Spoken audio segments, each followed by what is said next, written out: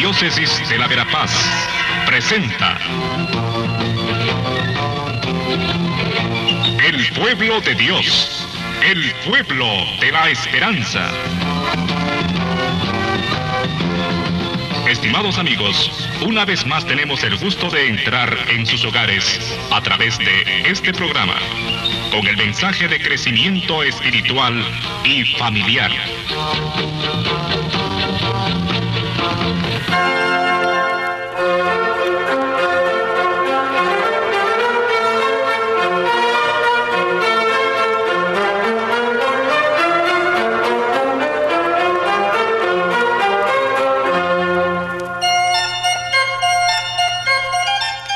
Amigos, amigas, un gusto podernos encontrar de nuevo en esta cita semanal.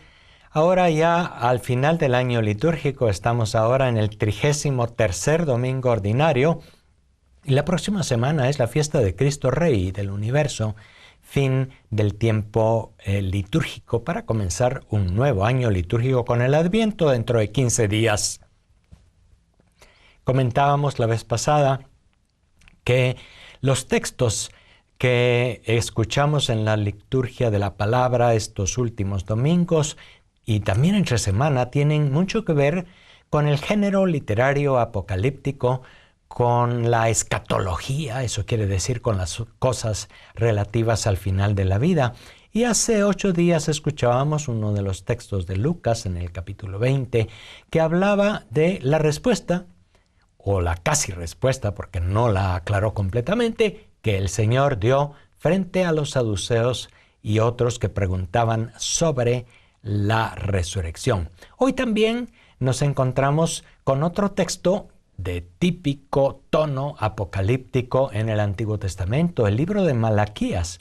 Fíjense que el final del Antiguo Testamento está marcado también por estos textos que hablaban del final de la historia. Muchos de los textos del Antiguo Testamento no hablaban de una época posterior a la historia natural y a la historia de este mundo, en un eschatón o un final de los tiempos total en el que todo cambiaría. Esto es propio de la literatura apocalíptica y es propio de esta literatura que se da también en tiempos de persecución, en tiempos de dificultad. Hemos dicho que la literatura apocalíptica, este género literario, tiene como objetivo animar a los creyentes y no desanimar a nadie metiéndole más miedo. El texto de Malaquías nos dice hoy: llega el día ardiente como un horno, malvados y perversos serán la paja y los quemaré el día que ha de venir. Pero a los que honran mi nombre los iluminará un sol de justicia. Ven ustedes, Malaquías, uno de los pocos profetas que habla ya con toda claridad del final de los tiempos, habla de esta certeza. Si no ha habido una justicia en este mundo, eso está en manos de Dios y tiene que haberla en una etapa final de la historia o en un más allá de la historia. Son temas que tarde o temprano todos los seres humanos nos preguntamos: ¿qué hay después de esta vida? ¿Qué hay después de la muerte? ¿Qué hay después de esta historia? Lo habían hecho aquellos creyentes del final del Antiguo Testamento y también los primeros cristianos, entre los cuales se había difundido mucho la idea de que el final de los tiempos era ya inminente. Incluso hay una frase en boca de Jesús que dice: no pasará incluso esta generación sin que vuelva el Hijo del Hombre. Sin embargo, las cosas no eran tan claras. Los años pasaron, las circunstancias cambiaron y el final de los tiempos no llegaba.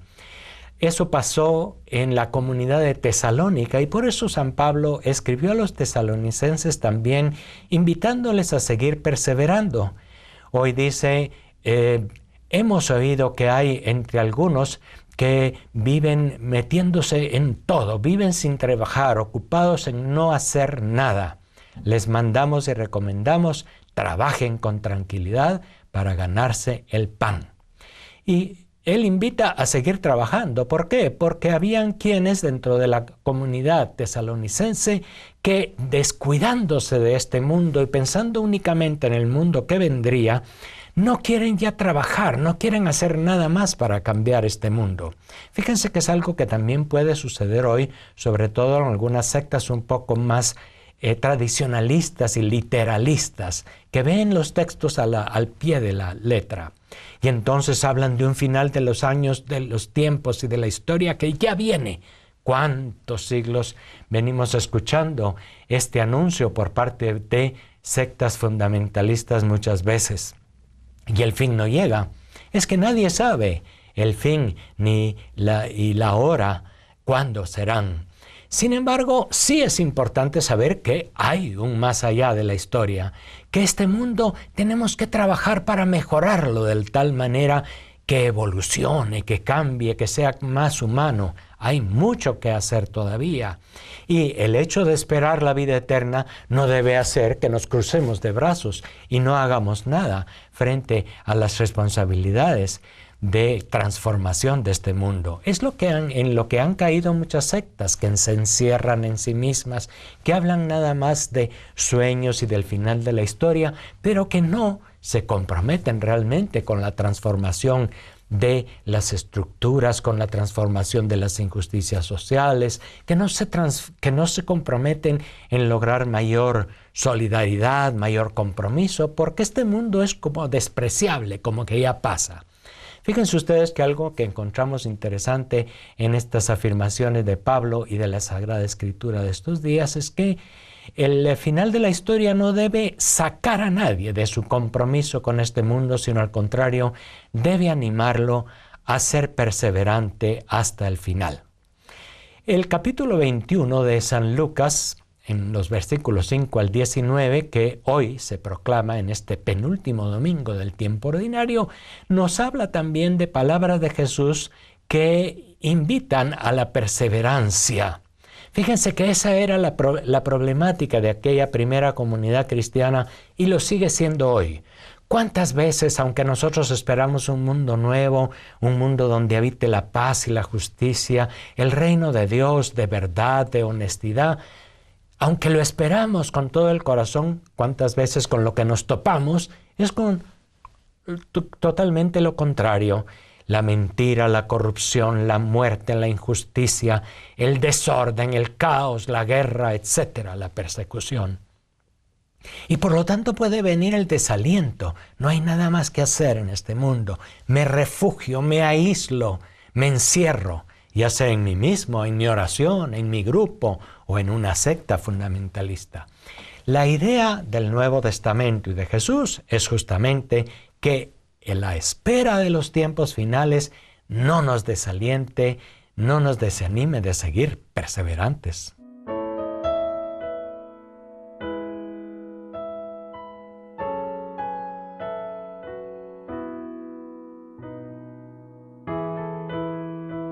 Y acompañamos como discípulos a Jesús ya en sus últimos días, en la recta final de su vida, ya en Jerusalén, en donde se tratan también en las discusiones con fariseos y saduceos y con los discípulos estos temas del final de los siglos.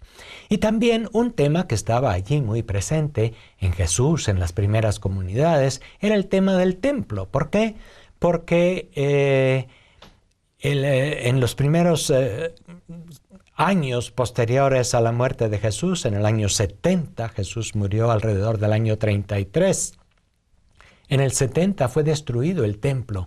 Aquellas primeras comunidades cristianas habían sido de nuevo habían sido testigos de las invasiones y de la dureza de la invasión violenta en contra del templo de Jerusalén. Y eso era interpretado como un signo del final. El templo que estaba llamado a ser el centro de la Jerusalén en la tierra y a donde culminarían las peregrinaciones de hombres y mujeres de todas las razas, lenguas y culturas, sucede que había llegado también a un final. Cuando escuchamos estas palabras de Jesús sobre el templo en el Evangelio de San Lucas, hemos de recordar que la destrucción del templo ya había tenido lugar en el año 70. Y por lo tanto, también es muy cierto que ya había habido una interpretación al respecto. Estamos pues ya al final del año litúrgico y por una lógica probablemente mal aplicada, pues a veces simplemente nos fijamos en los acontecimientos del final sin lo que tienen que ver con nuestra propia vida. Durante la historia del cristianismo, el final del mundo ha sido un tema siempre presente, pero nuestra lógica, el querer entender, el querer aclarar simplemente qué será el mundo futuro, nos ha llevado muchas veces a perdernos en todas estas discusiones y pensamientos y a olvidarnos del momento presente. Es por eso que parte de la identidad cristiana es tener los ojos puestos en el futuro, en el cambio total y absoluto que llegará un día para nuestra propia existencia, puesto que resucitaremos, para la existencia del mundo entero que no será destruido, sino al contrario, transformado. Y eso hay que pensarlo bien. El mundo no está abocado a un caos y a una destrucción total, sino a una perfección en Dios por Cristo.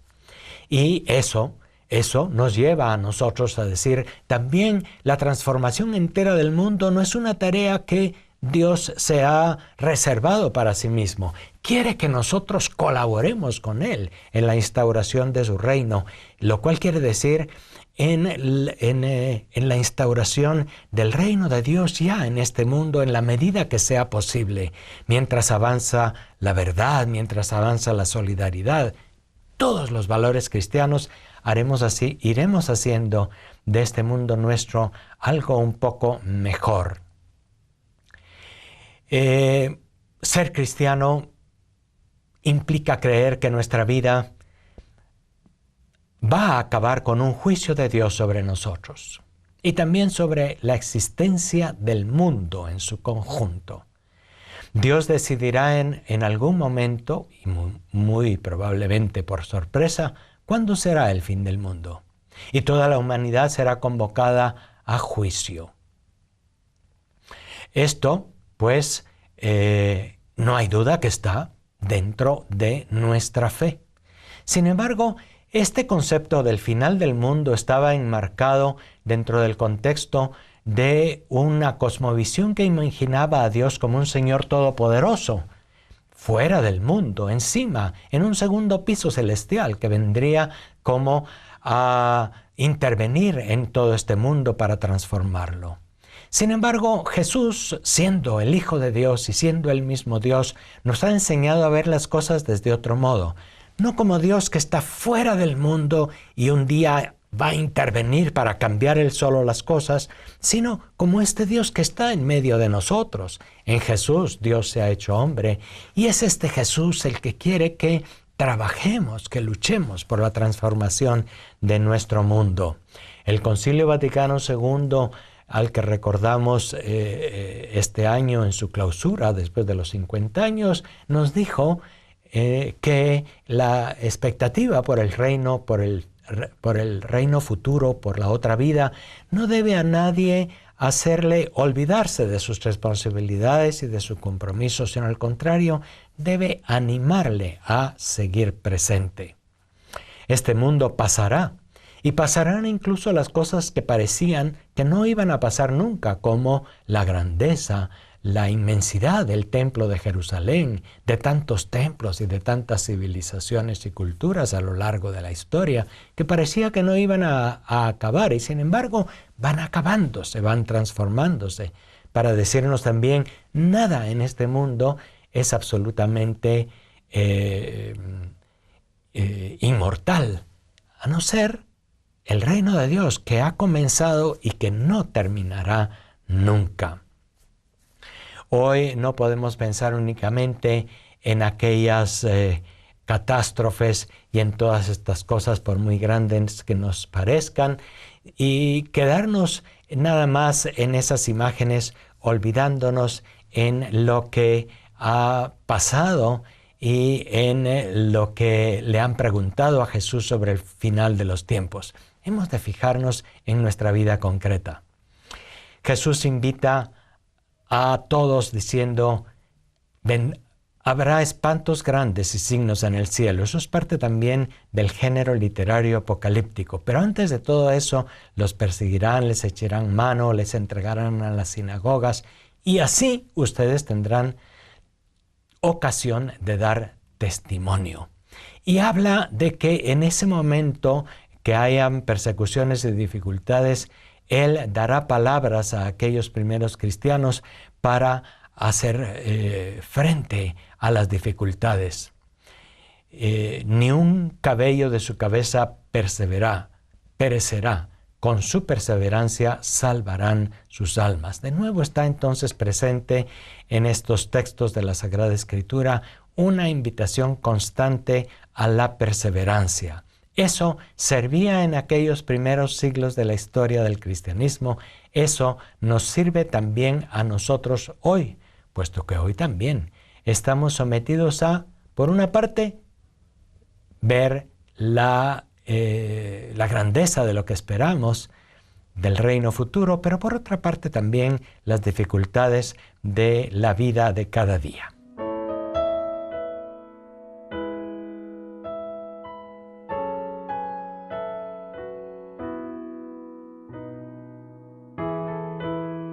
Continuamos pues con nuestra reflexión sobre estos textos en los que Jesús, a partir de las preguntas que le hacen, va hablando también del final de la historia y del final de los tiempos.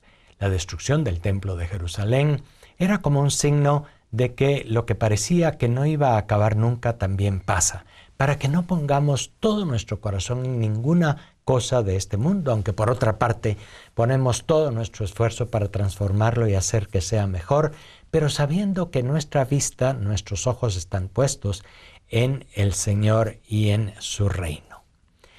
El templo de Jerusalén, del que se habla hoy en la lectura del Santo Evangelio, con su presencia magnífica, alentaba sin duda la fe de los judíos hasta el punto de ser más significativos la arquitectura y el poder de la religión que el mismo Dios de Israel. El templo había llegado a ser el centro de la vida religiosa, política, económica incluso en Israel, y tenía era un edificio tan hermoso, tan bello en aquellos tiempos que francamente admiraba a todo mundo y a los peregrinos que llegaban de todas partes y que hacían enormes esfuerzos para cumplir con aquellas peregrinaciones anuales.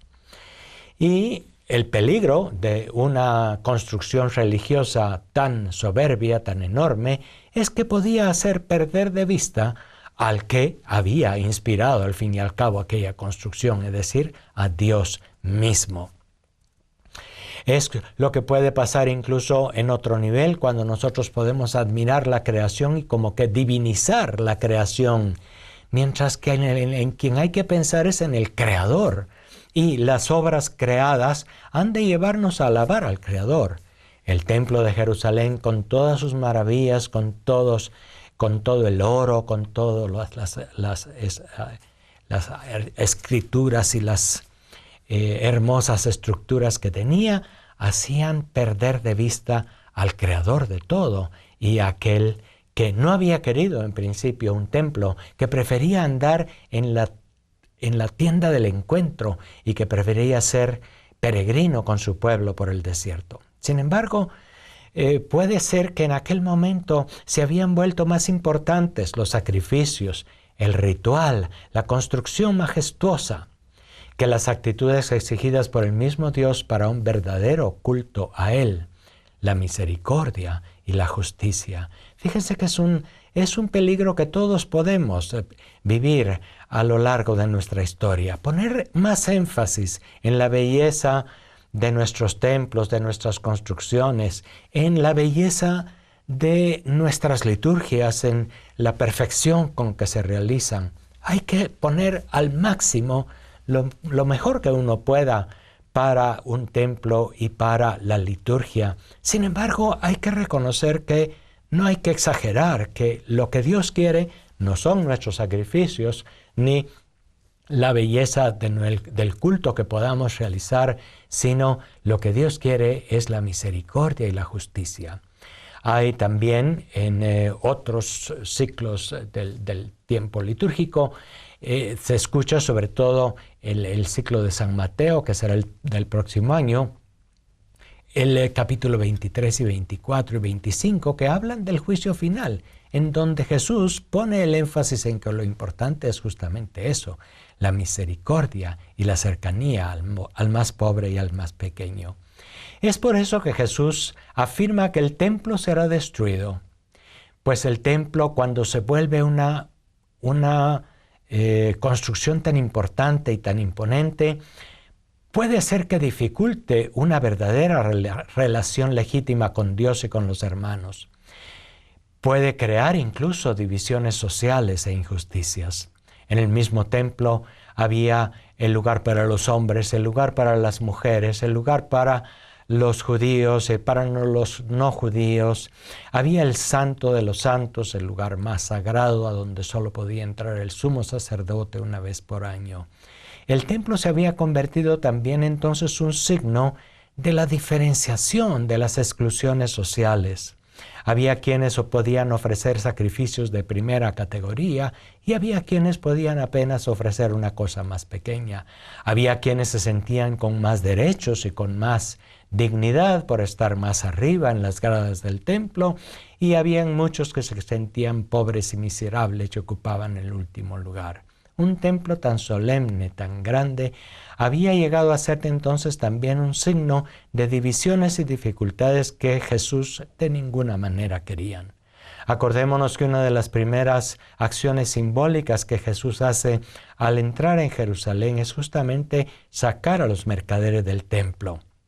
Jesús iba al templo y Jesús, como buen judío, sabía orar en el templo y enseñaba en los atrios del templo. Sin embargo, Jesús también fue muy claro para prevenir a los creyentes con respecto a las dificultades y a los peligros que pueden entrañar el poner toda nuestra atención, todos nuestros recursos, nuestros esfuerzos en las construcciones y en la liturgia.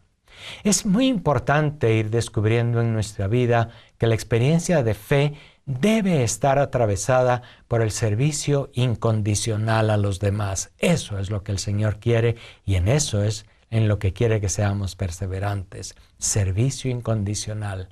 Es así como vamos sintiendo el paso de Dios por nuestra existencia y es así como vamos construyendo el verdadero templo de Dios, el cual no se debe equiparar con edificaciones ostentosas, sino con la iglesia, comunidad de creyentes. Acordémonos que una de las ideas claras en la Sagrada Escritura es también: ustedes son el verdadero templo de Dios, en ustedes mora el Espíritu Santo. Jesús dijo muy claramente: vendremos a Él, si alguno guarda mi palabra, vendremos a Él y haremos morada en Él. Dios quiere habitar en nosotros como en un templo. Dios habita en medio de su pueblo como en un templo. Y el templo de Jerusalén, nuestras catedrales, nuestros templos, ahora se hacen también muchos hermosos templos, hasta en las últimas y más pequeñas aldeas, han de ser única y exclusivamente un signo de lo que es y lo que debe ser el verdadero templo de Dios, la iglesia. La comunidad de creyentes que se inspira en la palabra de Dios y se mantiene firme en la esperanza de Jesús resucitado. Hemos terminado pues con estas reflexiones que Jesús hace 8 días con respecto a la resurrección y en este domingo con respecto al templo, con estas últimas enseñanzas de Jesús ya en Jerusalén y al final de sus días, para que nosotros también al final del año litúrgico centremos nuestra atención en Jesús mismo y en su reino. Les agradezco mucho su atención. Hasta la próxima vez.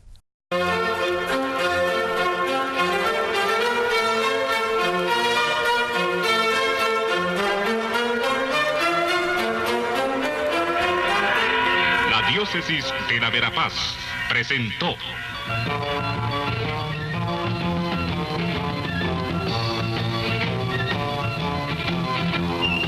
El pueblo de Dios, el pueblo de la esperanza.